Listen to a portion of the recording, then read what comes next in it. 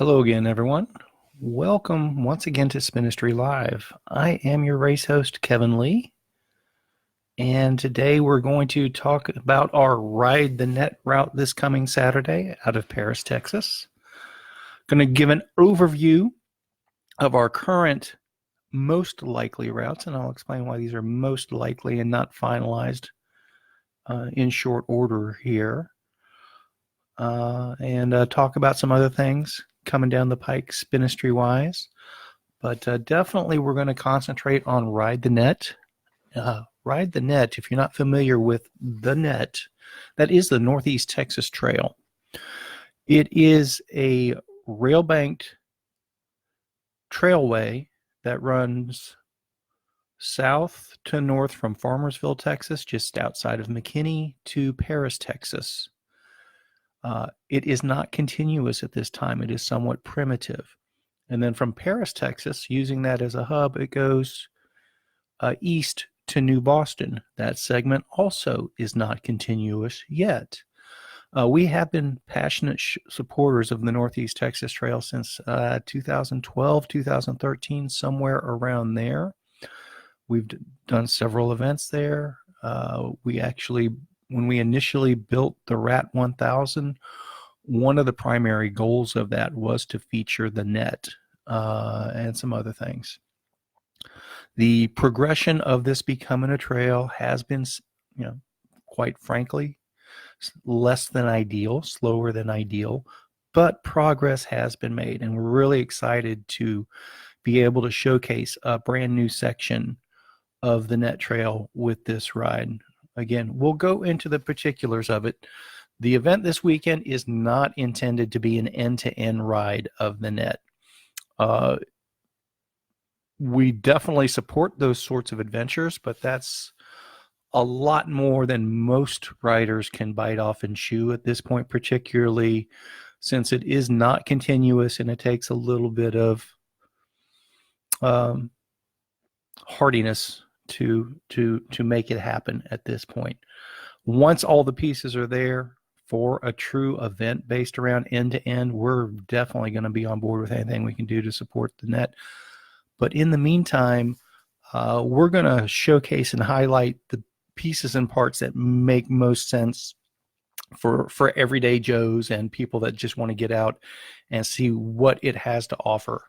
What we're putting together out of Paris, we're really excited about. We think this is a really good combination for all skill levels.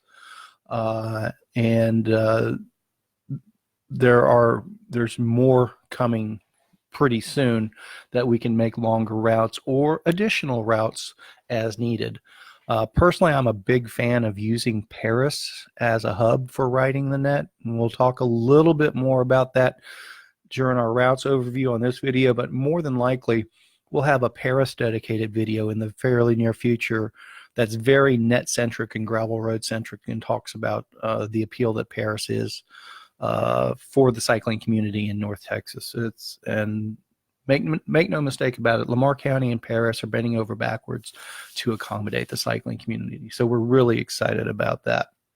And so along those lines, one of the highlights of visiting Paris, and this will be our staging area for Ride the Net on Saturday. Hide this little pop-up window here. And let me bring this up at the moment before I forget. If you are following this video live, I am not able to see any comments being input. So definitely feel free to post your questions. I'll be able to reply to them after the video publishes and posts and is archived and available for everyone to see at any time. You're also more than welcome to send an email to spinistry@gmail.com. I don't have my phone handy at the moment, so I won't be able to answer those questions in real time. But please, any detailed questions I missed or things that need to be covered, feel free to send an email to spinistry@gmail.com. So for those that aren't familiar, Paris, Texas does feature our own Texas-styled Eiffel Tower. It's a very cool feature, and this will be our staging area for Saturday morning. So it'll be pretty easy to find at the Love Civic Center. It's on the south end of the parking lot. And we'll be parking there and sending everyone off. We'll talk about the different distances and different start times. The end point is likely to be different. We'll talk about that some in the overview here momentarily. We'll definitely go over it in the riders meeting. There is a pavilion area on the other end of the parking lot. If you rode Hell of the North Texas, you're familiar with that. That's likely going to be our end point, but it's not set in stone at the moment. Weather does play a factor in it and things like that. We do have access to indoor restrooms in the morning for the Love Civic Center. Again, plenty of parking, and this will be our starting area. Without further ado, let's bring up the routes overview for Ride the NETT. And we've broken it down currently into just two maps. We're calling one the long route and one the short route. In a nutshell, the short route, you can ride basically out and back for whatever distance you're comfortable with. We're not telling people how far to ride that are looking for something less than 100K. If you feel like you've got 20-mile legs, go out 10 miles, come back. Perfect. If you've got 30-mile legs, go out 15 miles and come back. Ideal. And that's a really good turnaround point also. And that's right about 50K, 30 miles. And you do pick up some of the new sections of the NETT. If you've got a little bit more, if you can do 50 miles, we definitely recommend that for people that are doing the shorter distances. You'll get to see a lot of brand new stuff that's really neat on the NETT. We'll talk about that in more detail shortly here. The 100K route is very specific, though. If you want to get in a full 100K, that's basically what this short map is. Highlight that. So this is our short map. Basically, you go out the NETT. We've got a gravel roads lollipop loop at the end. Actually, I think we have it going this way now. And then you come back. That's 100K. Our long route picks up some more down here on the southeast or southwest side and comes back, and then does that same mostly 100K route. A little bit of a cutoff here to keep it closer to 100 miles. If you're up for 106 or 107, again, we can accommodate most any distance this week. But what I'm going to do here, I'm going to go ahead and start with the long route.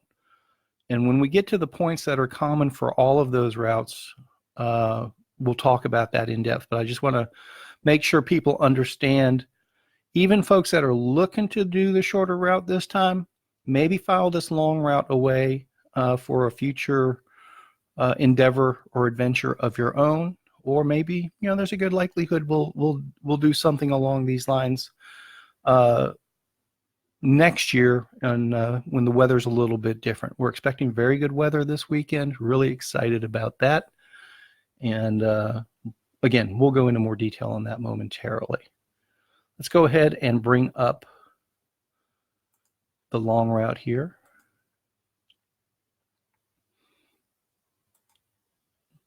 I don't want to edit it. I do like to prefer to view it in classic mode. Okay. And I'm going to go ahead and go maximum map overview. And this will be common for all at the very beginning here, as far as staging and everything like that. Let's go ahead and go to satellite view. So here's the Love Civic Center. As you can tell, we have plenty of parking here. And right here is where the Eiffel Tower will be. That will be our start for all of the riders. 100-mile riders are starting earlier in the morning. And the idea is if we get a nice early start for the 100-milers, a lot of them will be coming back through Paris and joining the shorter route riders about the same time. Some will be a little bit behind that, but everybody rides their own pace. But 100-milers will have the option of, we're going to open check-in for the 100-milers at 7 a.m. We don't expect a whole lot. We're not going to have 100-milers, maybe half dozen, maybe a dozen if the weather really shakes out or people get excited by this route. If everybody's there at 7 o'clock or so, and it's a few riders. Our 100 milers are usually fairly hardy. We have a fairly short riders meeting. We can realistically have you guys rolling by 7:15 if everyone's on time, possibly even 7:05 if everyone's a little bit early. We're shooting for sending the 100 milers off no later than 7:30. Again, we'll talk about this in final notes email that goes out. Once Rich Waldschmidt and I are going out tomorrow to verify these routes post last week's rains and things like that. We think we're good, but we always like to eyeball it one more time. Again, 100 milers are going out around 7 to 7:30 in the morning. The other routes will be rolling by 10 at the latest. So we gather at the Love Civic Center, Eiffel Tower, plenty of parking, main entrance here. Doors will be unlocked. We can use the indoor restrooms as needed. All that good stuff. So 100 milers, when you roll out, you're going to actually go out of town this way, and this will be different from our Hell of the North Texas routing, because what we're laying out for the 100 milers is to get as much net access on both sides of Paris as possible. And I'm not sending these routes out yet. Again, these are tentative, pending verification, and we have some other stuff we would like to have had included, to be perfectly honest. But I think with last week's rains, some of that will be underwater. So these could potentially change if on both ends of the map, if we do find some things that we expect to be wet that aren't as wet as expected. Everything we have mapped so far should be perfectly dry. Again, it will be verified. Worst case scenario tomorrow. And this will be all county roads and dirt roads, one short section of state highway here, that basically for the first 20, here's an adjustment I do need to make in the map. It's kind of got this loop reversed. We'll fix that though. Roughly the first 25 miles or so will be county roads and dirt roads. And then the idea will be to come up the net from here. This is a county road crossing that picks up the net. And that's the southernmost practical point to pick up the net. For those of you that aren't familiar, there's a major bridge crossing here at the Sulphur River that was washed out several years ago. So the net is not continuous through here. And realistically, we'll give a little bit of backstory. Basically from Pecan Gap to Roxton, realistically, you can pick it up here. Realistically, from Pecan Gap to Roxton, it generally isn't considered to be net usable. Generally, the reroutes on county roads and dirt roads or the state highway is usually what's recommended. You can do some bushwhacking and get more mileage in on the net between Pecan Gap and Ben Franklin here. There's some issues with burnt out bridges, serious poison ivy right in this section, but this section through here is also one of the prettiest on the net. So we're hoping this works out in the long run. There are some landowner issues through here in the past. I think those are getting better, but I'm not completely up to speed on that yet. So for all intents and purposes, realistically, this is where the net becomes somewhat continuous starting at this point through Paris. Now we have it going through Roxton, and there is a store and a cafe here at about mile 27, 28. So that's a good stop point there. And then you can pick up the net for a ways out of Roxton. And there will be another slight detour. It's not net all the way into Paris, and I don't believe it ever will be, from my understanding. There's still rail lines through here. So we're going to catch Old Bonham Road up through here, go into town, and then go by the Civic Center again and say hello to us, maybe have a cold drink, use the restroom or whatever. And then the idea is to go back out on the same route as the short route riders at that point, about mile 46. And you will be back on the NETT trail here. Hypothetically speaking, you can pick it up here, but we do have you going by at mile, bear with me a moment here, about mile 44. There's another store here. Again, you can go by the staging area at this point, say hello. We'll probably have cold drinks on ice here, maybe some snacks, access to the restrooms, and then go back out on the NETT route proper that everyone else is doing. So that's the 100-mile option there.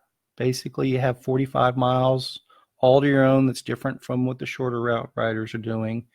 And you're picking up some really nice NETT stuff through here, some fun county roads, and generally what's a pretty darn good cafe in Roxton if you need a real breakfast in the morning. And depending on your timing, you know, if you're averaging 15 miles an hour and we get rolling at 7 o'clock or so, you'll be rolling right through here about 10 o'clock. Obviously 15 miles an hour, that might be a little aggressive. So even if you're doing 12 miles an hour, you're not going to be too far behind the crowd. So that's kind of the rough idea of starting the 100 milers when we do and having that loop be about that mileage. And what I'm going to do now, I'm going to go ahead and bring up the shorter route because that does start a little bit differently. We'll go over the particulars of why and how that is. To be honest with you, we've had some drama's a little bit of, drama's not the right word, but as of yesterday, things were not going as smoothly as we had hoped for this event. Number of factors involved, but it's all ironed out now. Everything's fantastic. One of the factors was this new section, basically from Blossom out here to Bagwell, and we'll go over those details here momentarily. That new section, we built this whole ride, this whole event around showing off this new section to people. It's really nice. It's really cool. But it was like at the time of the rat, it was still closed. And I was hearing rumblings that it wasn't going to be open this year. We went out and verified it a few weeks back, and it is open. And it's good to go. And it's perfect. But there was a little bit of pucker factor that we weren't going to have access to the NETT in December like we were hoping. That part has been changed. So excellent and good to go. And we also ended up with, the next somewhat factor, and we'll talk more in depth on that here in a minute, was last week's weather.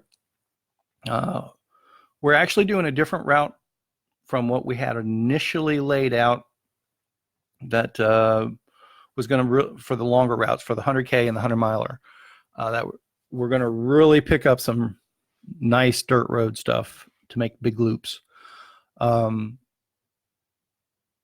Those sections of roads that they're really nice. They're really great on a bicycle, but they go through what's called the Fulbright bottoms. And if you're not familiar with why areas are called the bottoms, it's because they're basically the bottom of the terrain.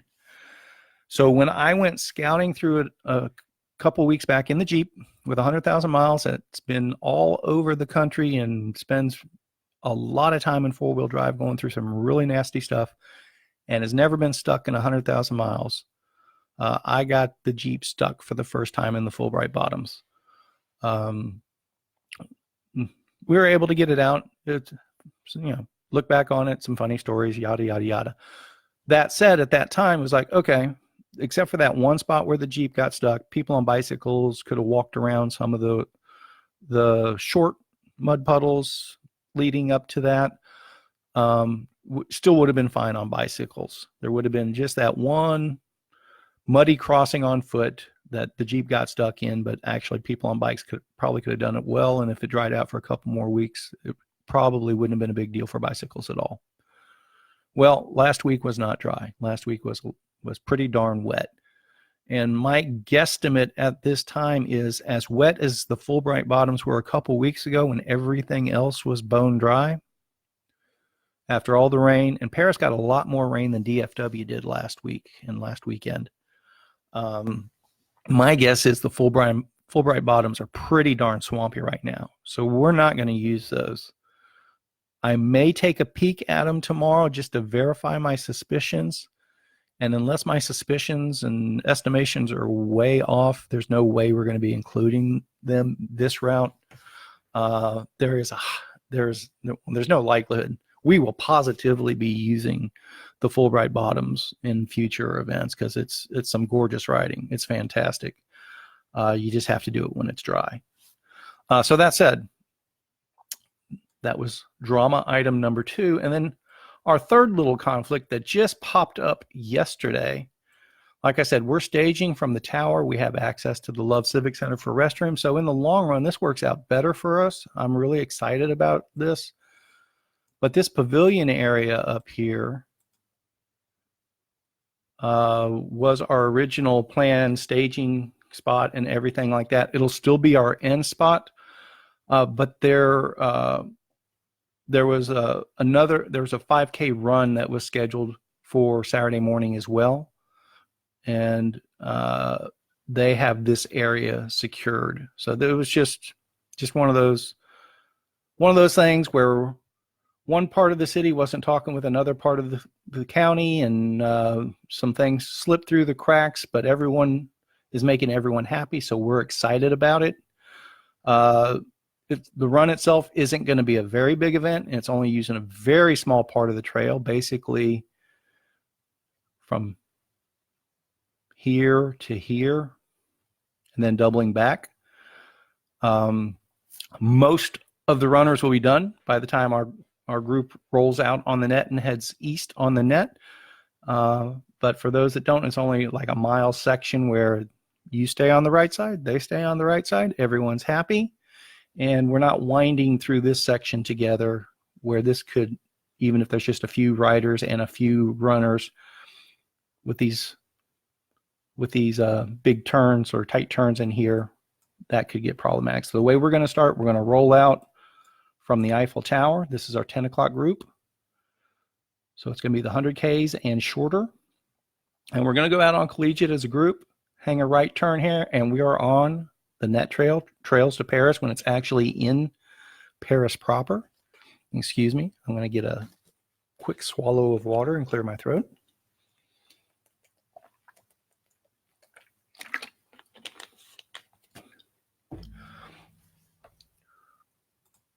We'll go back to map view. And then we will proceed out of Paris where there's a big bridge that crosses this major highway. The runners aren't going past here. The 5K run turns around at this point. And from this point on, there's no conflicting event of any kind on the trail. And then the idea is through Reno, bear with me. I'm trying to through Reno to Blossom. I'm almost positive it's all paved now. It used to be that it was paved to Reno, and then there was some fine grain filler through here, but it is paved all the way to Blossom at this point. So roughly the first 9-10 miles. But then from Blossom on, it is unpaved, unmanicured. Rough trail is relative. It's not crazy rough, kind of like maybe a Jeep double track farm road type stuff. It's just rail ballast and soil filler. No mud issues, no sand issues, or anything like that. Just kind of like riding a very hard packed dirt road for the most part. There will be sections where maybe there's some loose ballast rock for short stretches.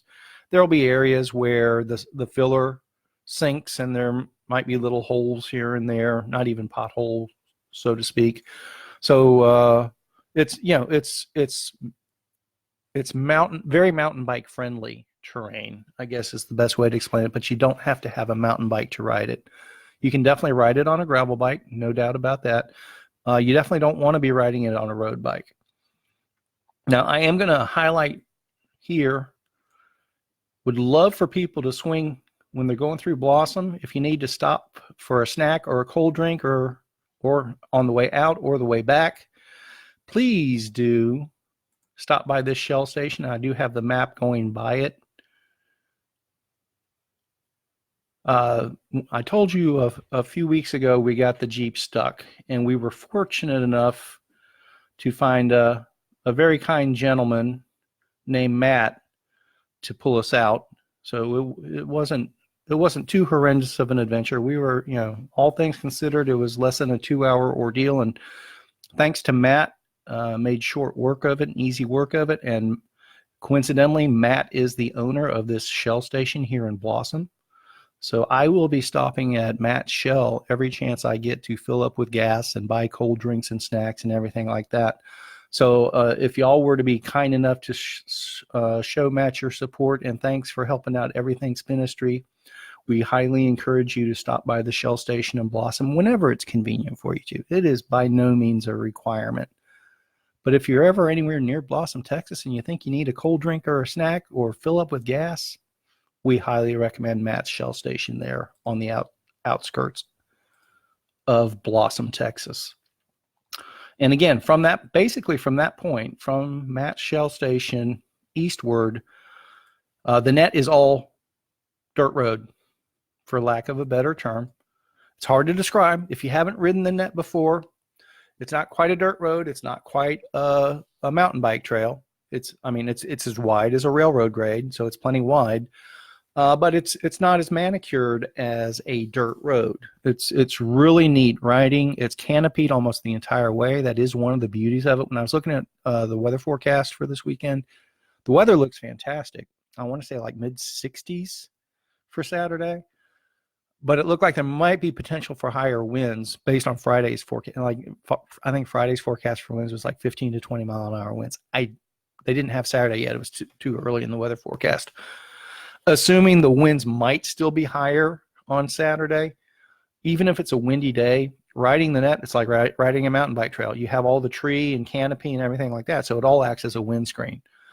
So you're never really exposed to the wind if it's a high wind day.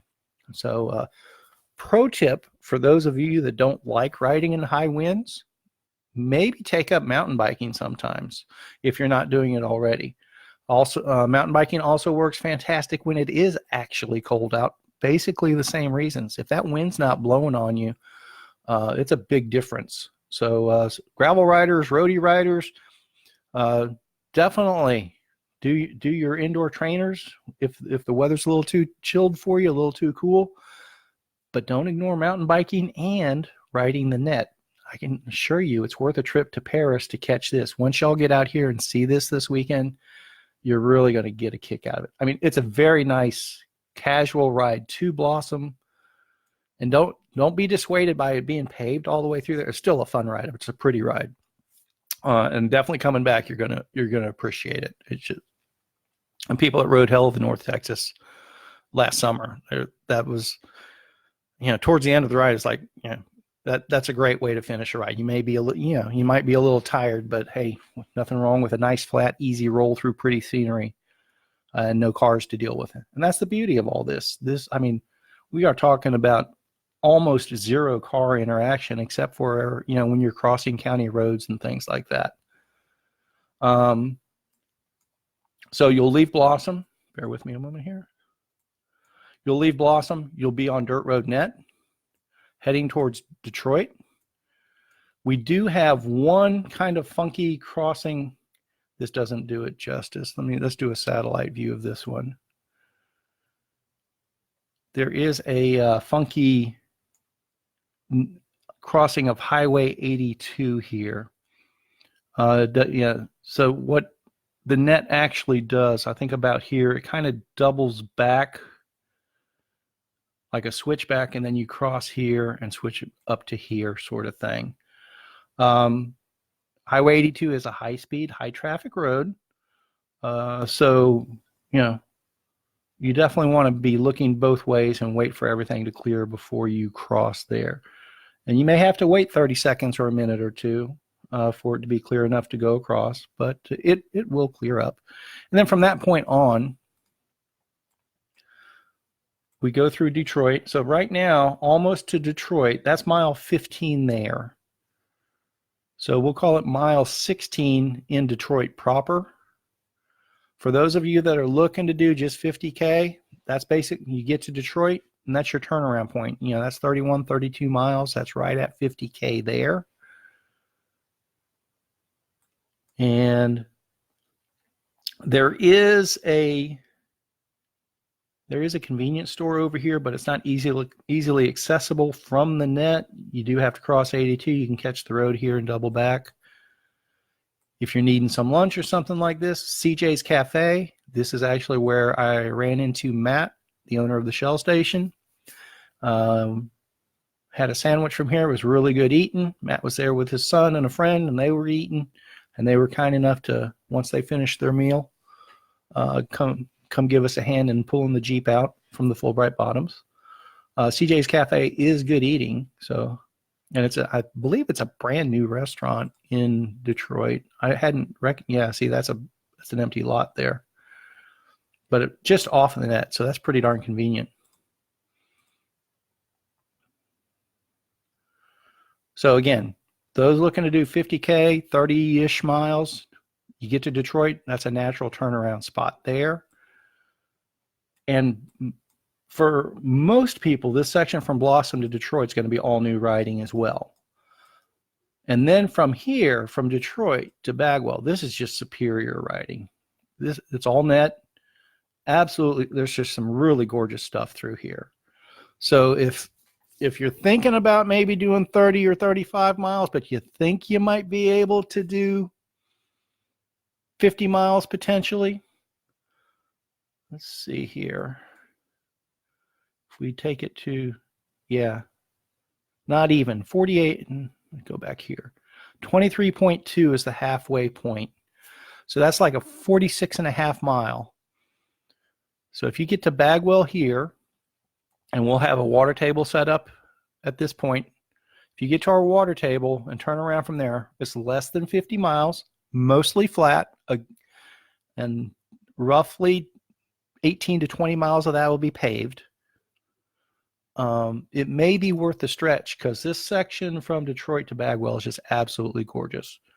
Then our 100K riders, what we have you doing is catching this loop, the dirt roads loop here, and we will be definitely scouting this and verifying this tomorrow. Some of this is part of our rat route. Like this upper section up here is new to us though, so Rich and I are going to double check that tomorrow. I expect it to be fine. If we have to make an alteration, we will, but I don't expect a need to. And that gives us 62.4 miles for the 100K rider, so just over 100K. So that's the layout for what we have planned for the net. I would say that we're probably at a 90% plus chance of those being the routes. One potential difference, we could potentially make the 100-miler a little bit longer. I'm going to scout this section of road here. Look at it on the satellite. I don't expect it. It looks like it's pretty much just farm roads.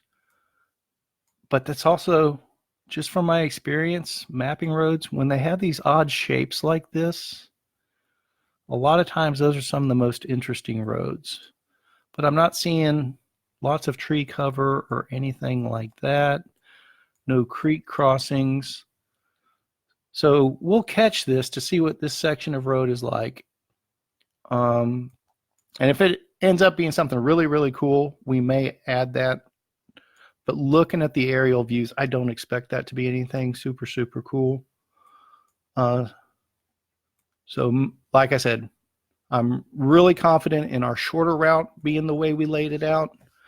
The longer route, we may have one slight addition or two, but most likely not. We'll probably try to keep it really close to 100 miles.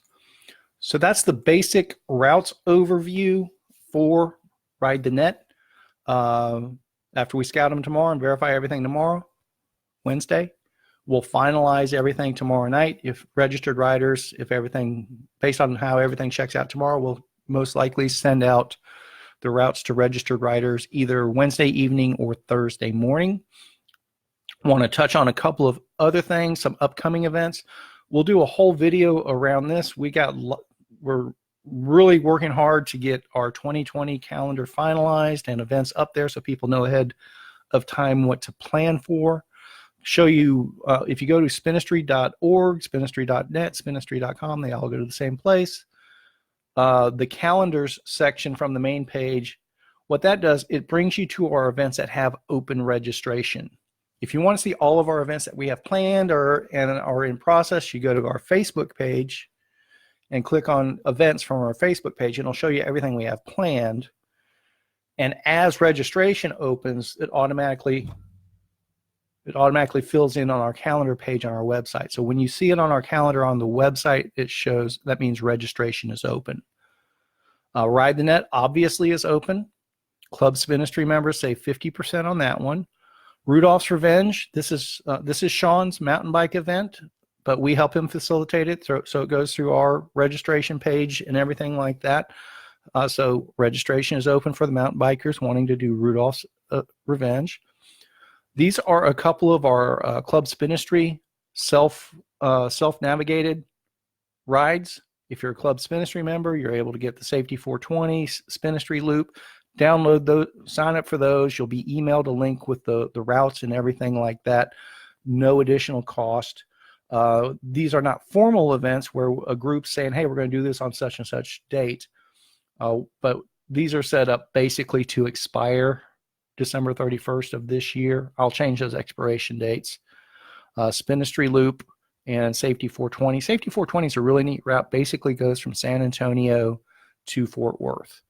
It does also allow you to utilize the Amtrak on either end, going either direction. So you can get on Amtrak in Dallas or Fort Worth and take it to San Antonio and load your bike, hop off the Amtrak and pedal back home to Dallas or Fort Worth. Or you can do it the other way. If you live in San Antonio or start from San Antonio, you can take the train to Fort Worth and then pedal back to San Antonio. It's a really neat route. Again, free for Club Spinistry members. Shelby Winter Wonderland, registration is now open for that. And our Club Spinistry Grapevine Lake Adventure Ride. This was the Turkey Burn 100 that we had scheduled for this past weekend, but the weather didn't allow for that. So we've rolled this to middle of January. Again, free for Club Spinistry members. Texas Chainring Massacre, registration is now open for that. And our Regency Bridge Rumble registration is now open for that. Holiday Ramble registration will be opening later this week. And what we'll do possibly tomorrow night or Thursday night, we'll go to our Facebook events page and go over our full calendar, what's penciled in, what we're planning to do, when we expect registrations to open, and any holdups that we may have as a result of that. So thank you all very much for joining us. I just wanted to highlight one of our partners that helps us out tremendously, StemCaps, stemcaps.com, custom stem caps for your bicycles. If you've been coming to Spinistry events on a regular basis, you've probably picked up a couple of these along the way, but you can go to their site at any time, order your own custom caps, have them designed for your own groups or individually even, or they've got some really cool stuff that's always available from their catalog. Highly encourage everyone to check out stemcaps.com, one of the coolest ways to customize your bike. So we're going to go ahead and sign off now. And I run into this hiccup at the end of every video. Facebook doesn't like to let me end. Let's go to the main page. Oh, and it's doing it again. We are froze. We are froze. Don't freeze on me, Facebook. There we go. We're going to end live video now. Thank you all for joining us. and we'll talk again soon.